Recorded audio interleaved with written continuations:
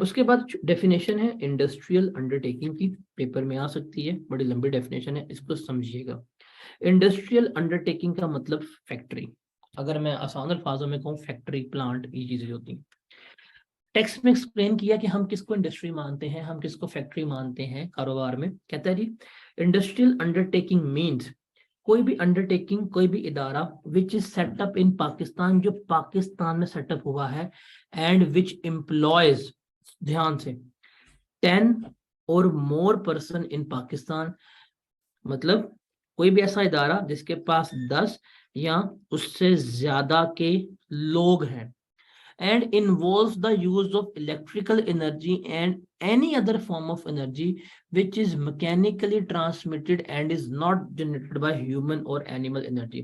तो क्या कर रहे हैं, वो बिजली या गैस का इस्तेमाल कर रहे हैं और उसको मैकेनिकली यूज कर रहे हैं, मशीनों के जरिए इस्तेमाल कर रहे हैं, ना कि जानवरों के जरिए।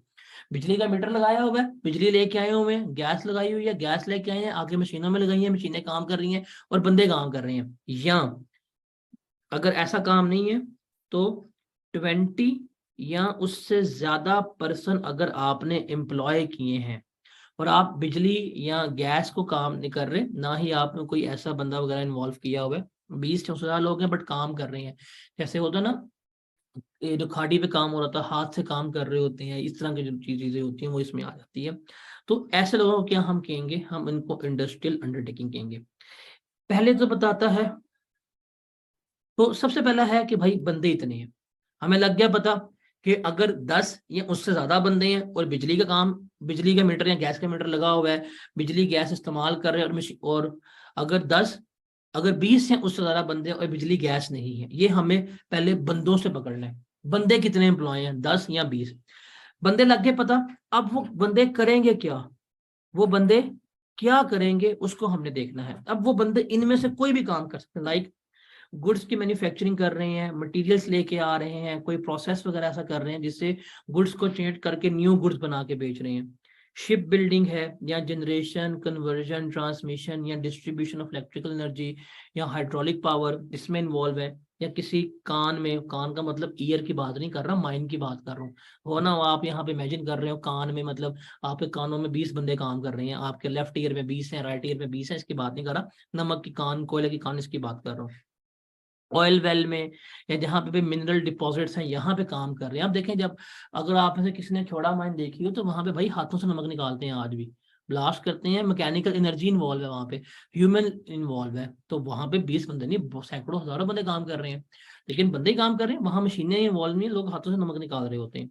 या उसके बाद एकम में 2020 के बाद कोई भी पर्सन, मतलब अब से कोई भी पर्सन जो डायरेक्टली इन्वॉल्व है बिल्डिंग की कंस्ट्रक्शन में, रोड्स में, ब्रिजेस में, या इस तरह के स्ट्रक्चर जिसमें लैंड वगैरह डेवलप हो रहा है, या प्लांट एंड मशीनरी इंपोर्ट कर रहा है इस मकासद के लिए कि वो बिल्डिंग बनाने में, रोड बनाने में, ब्रिजेस बनाने में इस्तेमाल करेगा, तो ये भी इंडस्ट्रियल अंडरटेकिंग है। अब फॉर एग्जाम्पल आप एक कंपनी खोलते हैं, कंस्ट्रक्शन कंपनी, आपका काम है जी कंस्ट्रक्शन कंपनी है, आपने जाके बिल्डिंग्स बनानी है। अब बिल्डिंग्स बनाने में आप गैस को इस्तेमाल करेंगे, आप बिजली को इस्तेमाल करेंगे, आप तो नहीं करेंगे।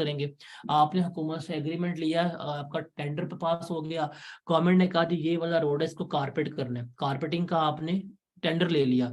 अब कारपेटिंग करने में क्या कोई बिजली का मीटर लगवाएंगे आप कोई गैस का मीटर लगवाएंगे नहीं। फिर हम कैसे फैसला करेंगे कि आप इंडस्ट्रियल अंडरटेकिंग है या नहीं है, हम देखेंगे क्या आपके पास 20 से ज्यादा बंदे हैं कि नहीं है।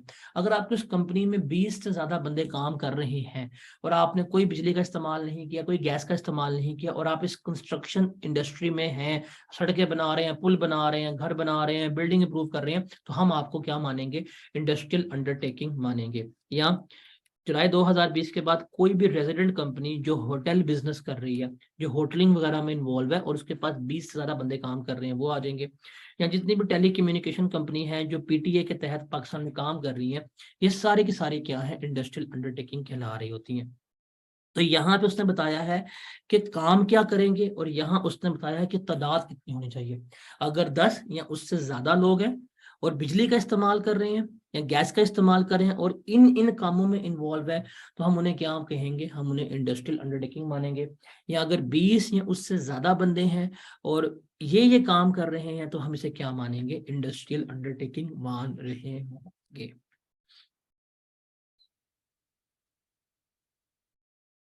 सो this was about industrial undertaking. अब ये डेफिनेशन बड़ी है लेकिन इतनी मुश्किल भी नहीं है। पहला क्राइटेरिया जो है वो तो है कि तादाद कितनी होनी चाहिए, कितने लोग आपने अपने पास एम्प्लॉय करने हैं, और दूसरा है कि आपने काम करवाना कौन सा। तो इसको अगर आप पढ़ लेंगे 2 से 3 दफा तो आपको याद होने के चांसेस हैं। तो इसको जरा कोशिश कीजिएगा, it will be little hard, but आप इसको अच्छी तरह 3 से 4 दफा रीड आउट कर लीजिएगा। आई होप आपको काफी कुछ याद हो रहेगा। एटलीस्ट पर्सन्स का क्राइटेरिया तो आपको कभी भी नहीं भूलना चाहिए कि 10 कब होने चाहिए और 20 कब होने चाहिए। So that was all about industrial undertaking.